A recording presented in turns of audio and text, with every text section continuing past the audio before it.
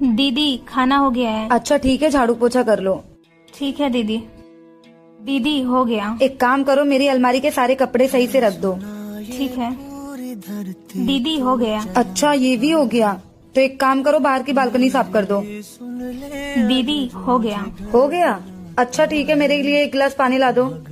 ठीक है दीदी।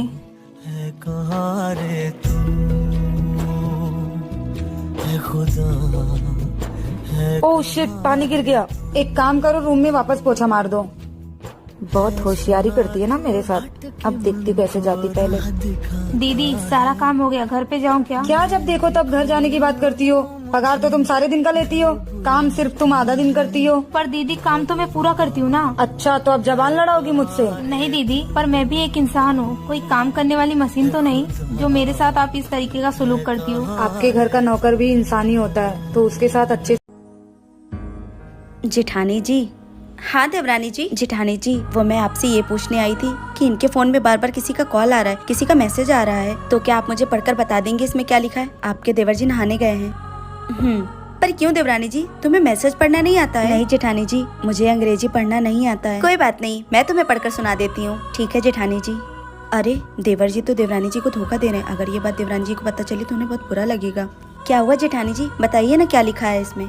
कुछ नहीं देवरानी जी, वो देवर जी के ऑफिस से कुछ इम्पोर्टेंट मैसेज था, बस और कुछ नहीं। अच्छा जेठानी जी, मुझे थोड़ा सा काम है, मैं जाती हूँ। देवरानी जी प्लीज मेरी बात का बुरा मत मानना। क्या हुआ अगर तुम अपने मायके में नहीं पढ़ पाई, पर तुम यहाँ कोशिश करो, देवर जी से 1 घंटे रोज टाइम निकाल कर पढ़ लिया करो। अगर देवर जी नहीं पढ़ाते तो मैं तुम्हें पढ़ा दूंगी। देखो जिंदगी में काम के साथ साथ पढ़ाई भी जरूरी है। देवरानी जी अगर तुम पढ़ लोगी तो ऐसी छोटी छोटी चीजों के लिए तुम्हें दूसरों के पास नहीं जाना पड़ेगा। जी जेठानी जी। ठीक है, जाओ तुम जाकर अपना काम कर लो। जेठानी की बातों से। अरे मम्मी, गहने की बात तो छोड़ो। आपको पता है मम्मी, मेरे ससुराल वाले इतने गरीब है कि इनके घर में कभी राशन ही नहीं रहता। सुबह 1 किलो चावल आया तब जाके खाना पकाए। देवरानी जी।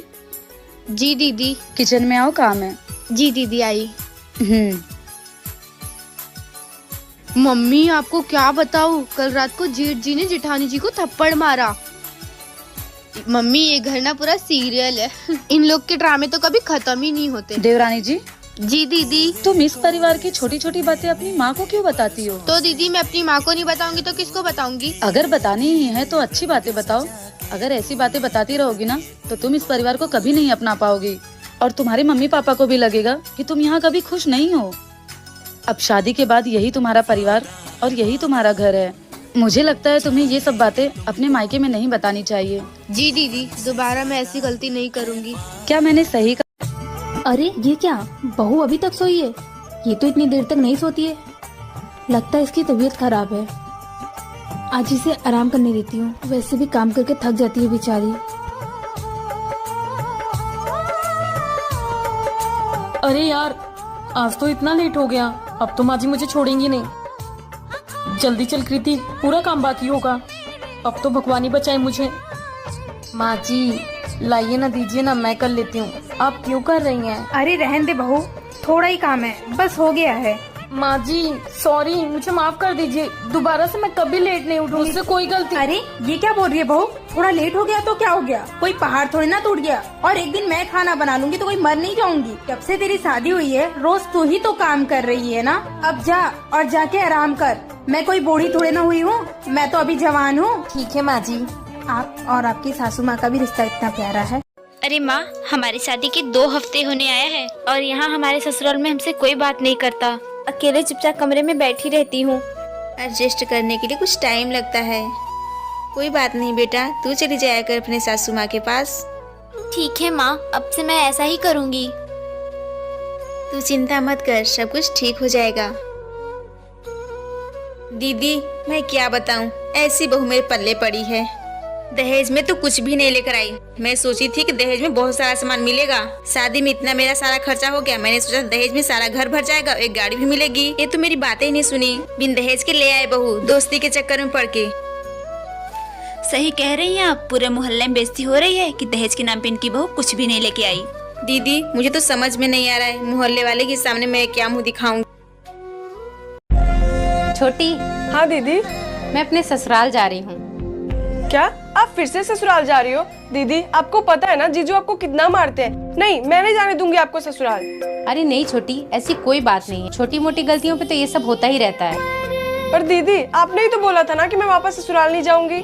हाँ छोटी, मैंने बोला था कि मैं वापस कभी नहीं जाऊंगी, क्योंकि मैं बहुत गुस्से में थी। मुझे समझ में नहीं आ रहा था मैं क्या करूँ।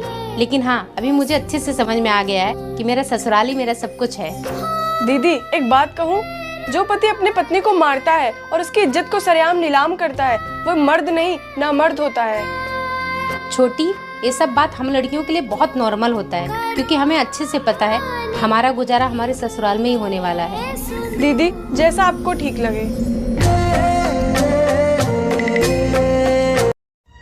माँ जी, शादी के बाद ये मेरी पहली दिवाली है, क्या मैं इस दिवाली अपने माँ के पास होके आ जाऊँ? कोई माए फाय के नहीं जाएगी तू, अभी तो होकर आई है। घर की बहू है तो आर पे अपने घर पे ही अच्छी लगती है। चल जा, घर को काम कर, पूरा घर का काम पड़ा है।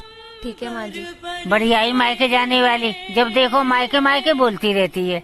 सुन बेटा, अपनी बहन को फोन में ला के दियो मुझे, मैं देखूं कितनी देर में आ रही है। ठीक है, ये लो।